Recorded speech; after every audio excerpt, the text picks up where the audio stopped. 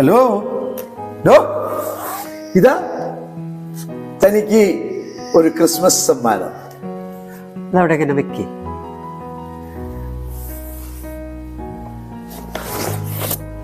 അതെന്താടോ തൻ ഇങ്ങനെ സംസാരിക്കുന്നേ? തനിക്ക് വേണ്ടി ഞാൻ എന്താ എത്ര മനോഹരമായിട്ടുള്ള ചുരിദാറുകളാ വാങ്ങിയെന്നറിയും.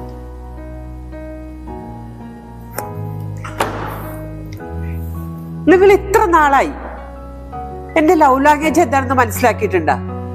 എന്നോടൊന്ന് ചോദിച്ചിട്ട് പോലും ഉണ്ടാ? എന്റെ മോളെ ഒരു സമ്മാനം തരിക എന്ന് പറഞ്ഞാൽ ആഗ്രഹിക്കാത്ത ആരാ ഉള്ളത്?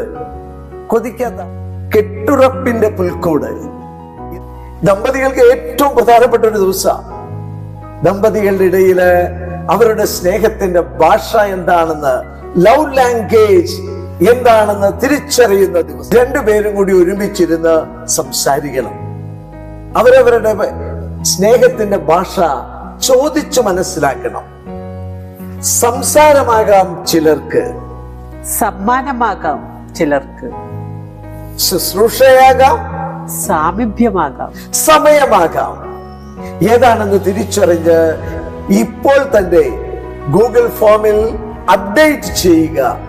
ഒട്ടും വൈകരുത്, ഇന്നു തന്നെ.